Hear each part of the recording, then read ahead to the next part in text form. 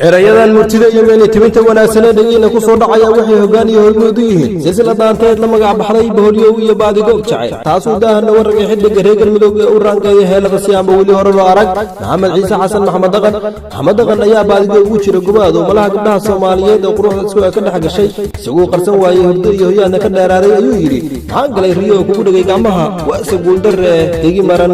ka kacay erayadii abwaan cali nuurshiine laxankii jilic jaamac muusiga cumar muuye silsiladan waxaa si toosa wala socon kartaan jilic jaamac official waana jilic jaamac oo leh asocotay subanka xirta